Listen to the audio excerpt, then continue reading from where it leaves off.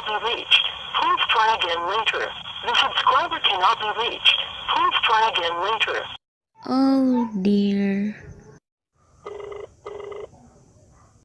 Your call, please. Operator? I've been dialing Maryhale 40098 now for the last 3/4 of an hour. And the line is always busy. But I don't see how it could be busy that long.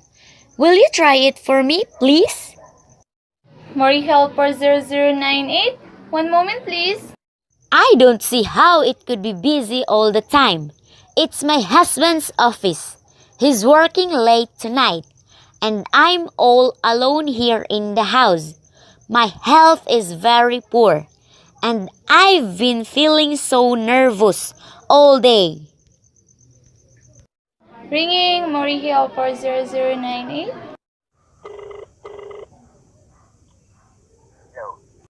Hello? Hello? Hello? Hello? Hello? Hello? Hello, George? Yes, sir. Hello? Who's this? What number am I calling, please? We have heard from our client. He says the coast is clear for tonight. Yes, sir. Where are you now? In a phone booth. Okay, you know the address? At 11 o'clock, the private patrolman goes around to the bars on 2nd Avenue for a beer. Be sure that all the lights downstairs are out. There should be only one light visible from the street. At 11:15, a subway train crosses the bridge. It makes a noise in case her window is open and she should scream. Oh, hello! What number is this, please? Okay, I understand. Make it quick, as little as possible. Our client does not wish to make her suffer long. A knife. Okay, sir. Yes, a knife will be okay. And remember, remove the rings and bracelets and the jewelry in the bureau drawer. Our client wishes it to look like simple robbery. Okay, I get. Oh, how awful! How unspeakable!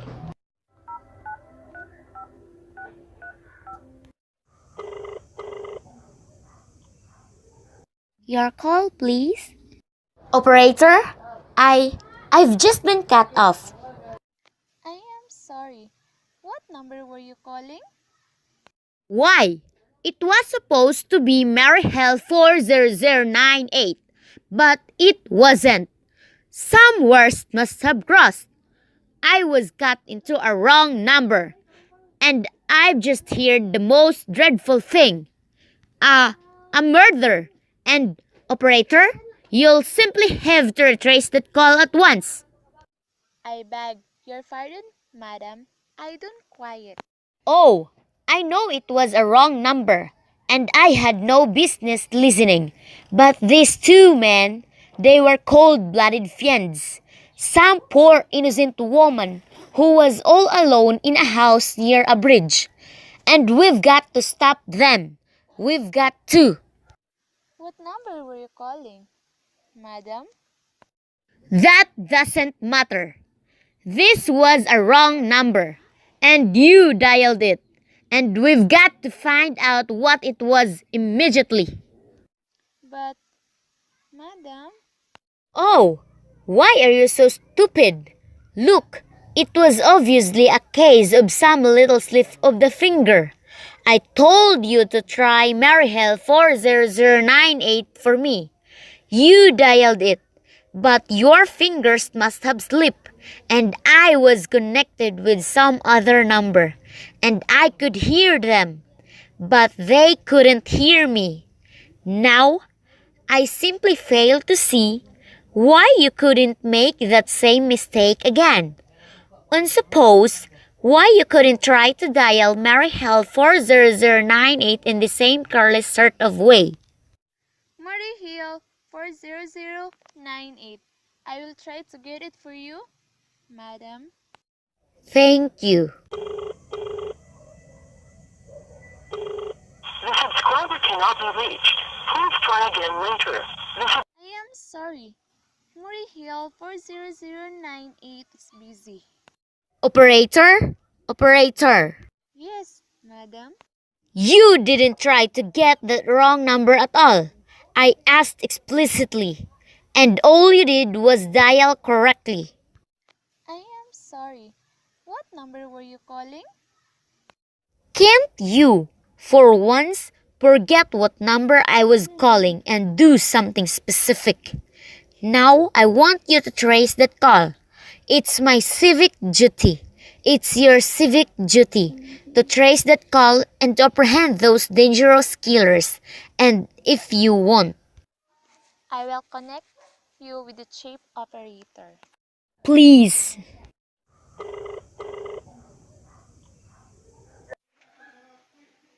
This is the chef operator. Ship operator, I want you to trace a call. A telephone call. Immediately.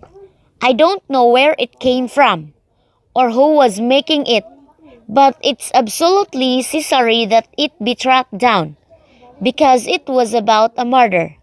Yes, a terrible cold-blooded murder of poor innocent woman tonight at 11:15. I see. Can you trace it for me? Can you track down those men? It depends, madam. Depends on what? It depends on whether the call is still going on. If it's a live call, we can trace it on the equipment. If it's being disconnected, we can't. Disconnected. If the parties stop talking to each other. Oh, but of course they must have stopped talking to each other by now. That was at least 5 minutes ago, and they didn't sound like the type who would make a long call. Well, I can try tracing it now. What is your name, madam? Mrs. Stevenson. Mrs. Albert Stevenson. But listen. And your telephone number? Plaza 42295. But if you go on wasting all this time. And what is your reason for wanting this call trace? My reason? Well, for heaven's sake, isn't it obvious? I overheard two men. They're killers. They're planning to murder this woman. It's a matter for the police.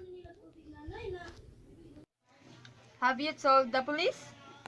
No, how could I? You're making this check into a private call purely as a private individual. Yes, but meanwhile, Well, Mrs. Stevenson, I seriously doubt whether we could make this check for you at this time just on your say. So, as the private individual, we'd have to have something more official.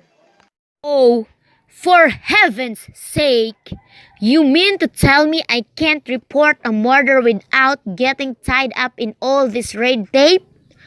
Why? It's perfectly idiotic. All right, then I will call the police. Ridiculous. Your call, please. The police department, please. Ringing the police department.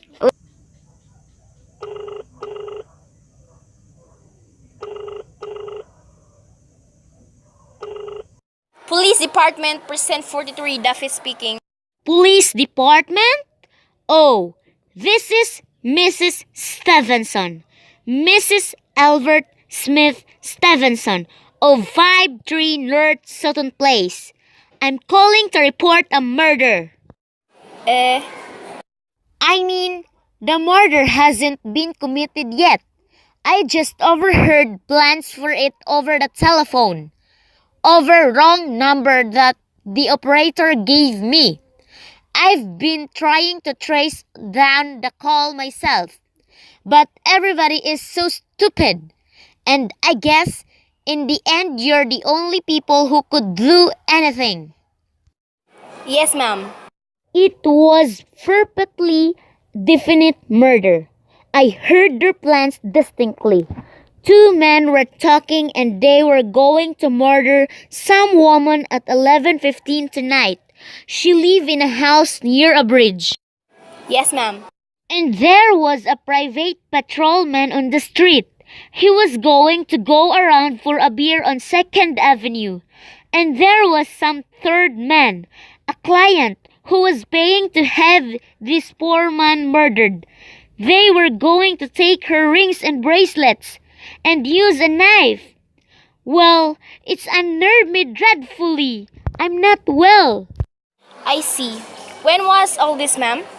About 8 minutes ago. Oh, then you can do something? You do understand? And what is your name, ma'am? Mrs. Stevenson. Mrs. Albert Stevenson. And your address? 53 North Sutton Place. That's near a bridge. The Kingsborough Bridge. You know, and we have a private patrolman on our street and 2nd Avenue. And what was that number you were calling? Mary Hell 40098. But that wasn't the number I overheard. I mean, Mary Hell 40098 is my husband's office. He's working late tonight, and I was trying to reach him to ask him to come home. I'm an invalid, you know, and it's the maid's night off, and I hate to be alone, even though he says I'm perfectly safe as long as I have the telephone right beside my bed. Well, we'll look into it, Mrs. Stevenson, and see if we can check it with the telephone company. But the telephone company said they couldn't check the call if the parties had stopped talking. I've taken care of that. Oh, yes? Personally, I feel you ought to do something far more immediate and drastic than just check the call. What good does checking the call do? If they've stopped talking, by the time you track it down, they'll already have committed the murder. Well, we'll take care of it, lady. Don't worry. I'd say the whole thing calls for a search. A complete and thorough search of the whole city. I'm very near a bridge, and I'm not far from 2nd Avenue. And I know I'd feel a whole lot better if you sent a radio car to this neighborhood at once. And what makes you think the murder is going to be committed in your neighborhood, ma'am?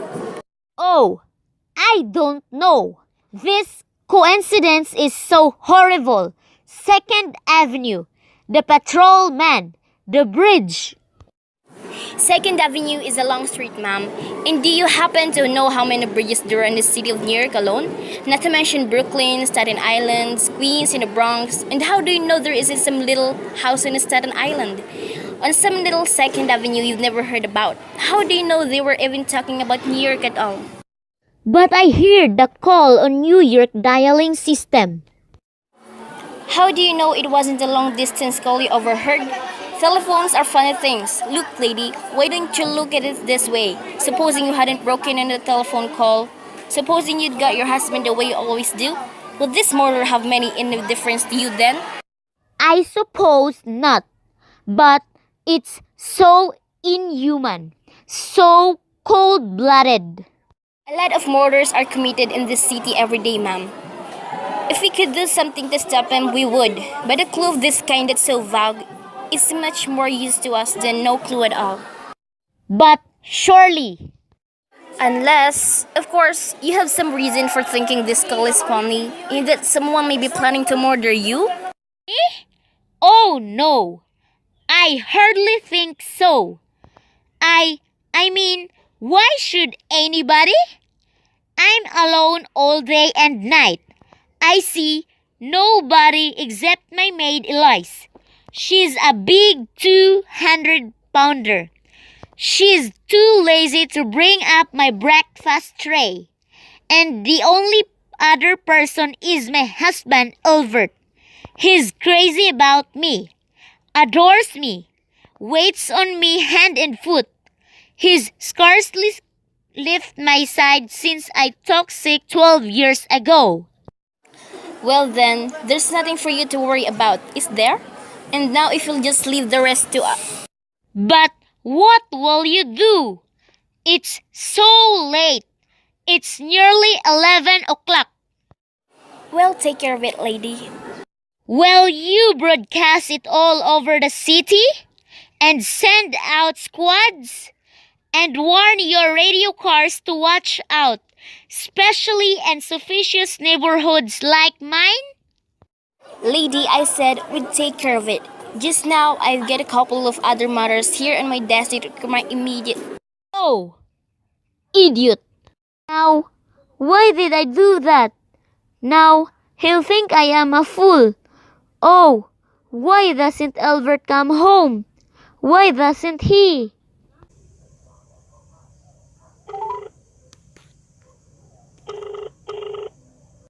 Your call, please. Operator, for heaven's sake, will you ring that Mary Hell 40098 again? I can't think what's keeping him so long. Ringing. Murray Hill 40098. The subscriber cannot be reached. Please try again later.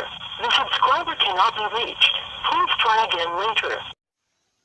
The line is busy. Shall I? I can't hear it. You don't have to tell me. I know it's busy.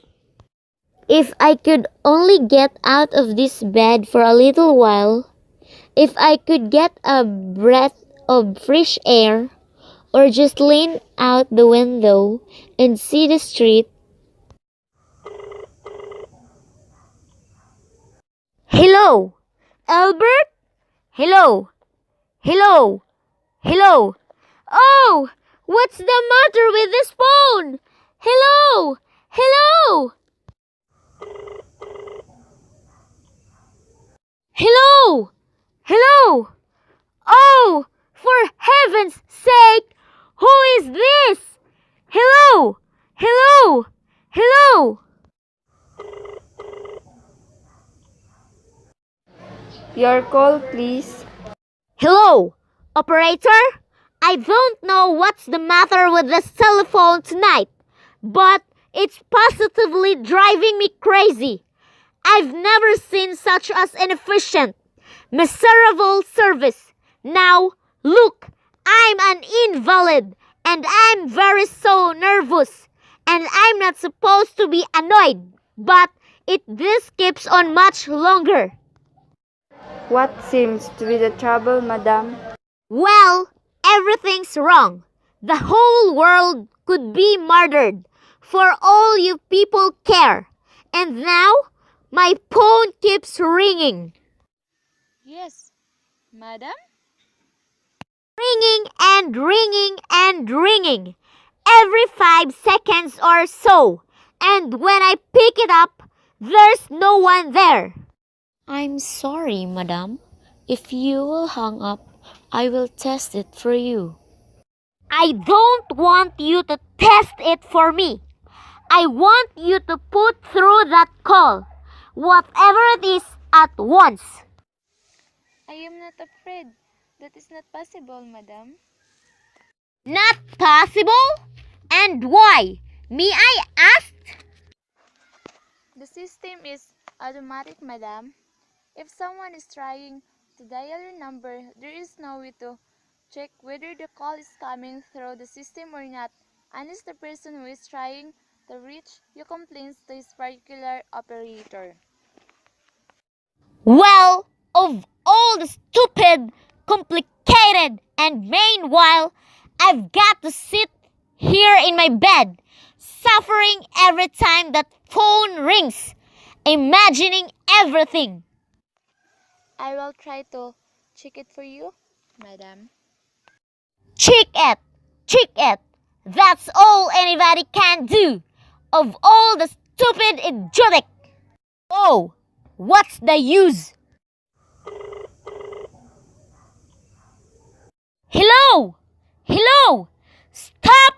talking? Do you hear me? Answer me! What do you want? Do you realize you're driving me crazy? Stark! Staring! Hello, is this Plaza 42295? Yes! Yes! This is Plaza 42295! This is Western Union. I have a telegram here for Mrs. Albert Stevenson. Is there anyone there to receive the message? I am Mrs. Stevenson. The telegram is as follows. Mr. Albert Stevenson, 53 North Sutton Place, New York. New York, darlings, traveling sorry. Tried to get you for last hour, but a line is busy. Leaving for Boston 11 p.m. tonight, agreement business. Back tomorrow after.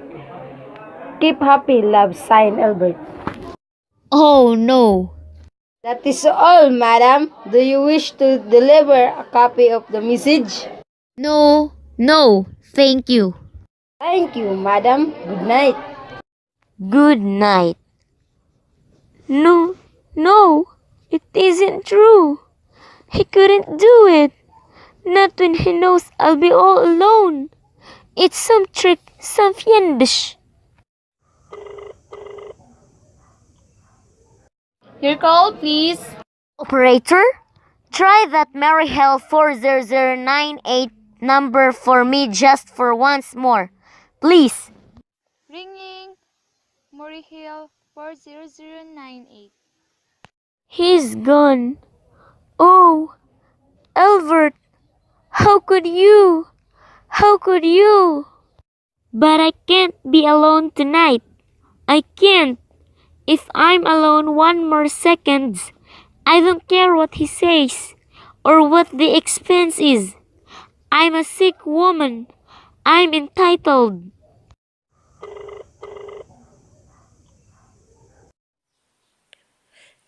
This is information. I want the telephone number of Henchley Hospital. Henchley Hospital? Do you have the address, madam? No, it's somewhere in the 70s, though it's a very small, private, and exclusive hospital where I had my appendix out 2 years ago. Henchley. HENC. One moment, please. Please, hurry. And please, what is the time? I do not know, madam. You may find out the time by dialing Meridian 71212. Oh, for heaven's sake, couldn't you?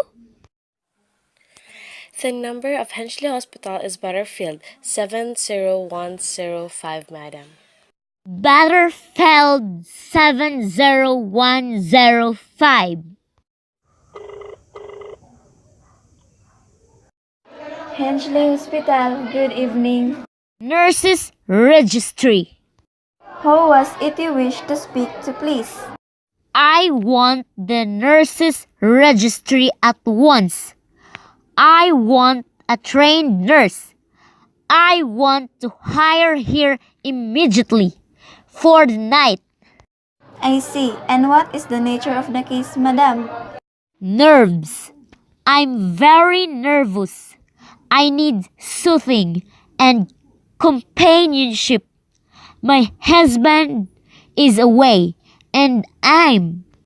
Have you been recommended to us by any doctor in particular, madam? No, but I really don't see why all this catechizing is necessary. I want a trained nurse. I was a patient in your hospital 2 years ago. And after all, I do expect to pay this person. We quite understand that, madam, but registered nurses are very scarce just now, and our superintendent has asked us to send people out only on cases where the physician in charge feels it is absolutely necessary. Well, it is absolutely necessary. I'm a sick woman. I'm very upset. Very. I'm alone in this house, and I'm an invalid, and tonight I overheard a telephone conversation that upset me dreadfully about a murder, a poor woman who was going to be murdered at 11:15. In fact, if someone doesn't come at once, I'm afraid I'll go out of my mind. I see. Well, I'll speak to Miss Phillips as soon as she comes in. And what is your name, madam? Miss Phillips, and when do you expect her in? I really don't know, madam. She went out to supper at 11 o'clock. 11 o'clock, but it's not 11 yet. Oh, my clock has stopped. I thought it was running down. What time is it? Just 14 minutes past 11.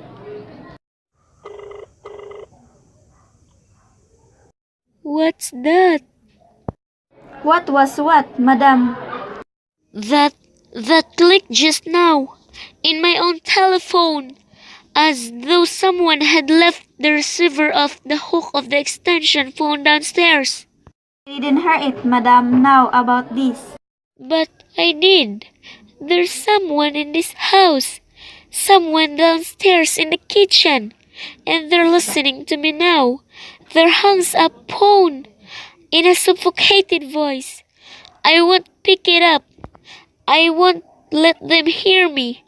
I'll be quiet and they'll think. But if I don't call someone now, while they're still down there, there'll be no time.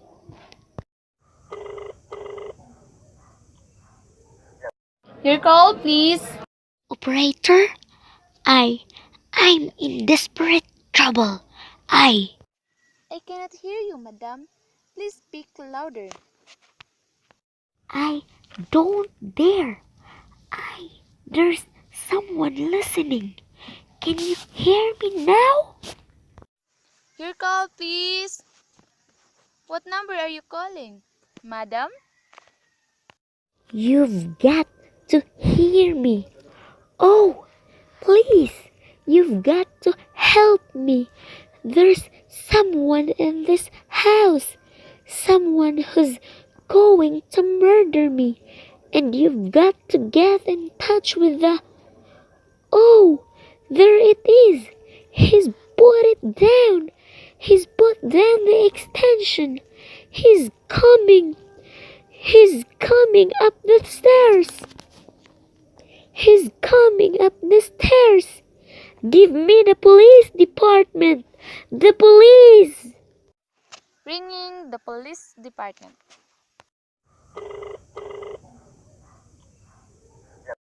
Police Department, Precinct 43, Duffy speaking. Police Department, Duffy speaking. Sorry, wrong number.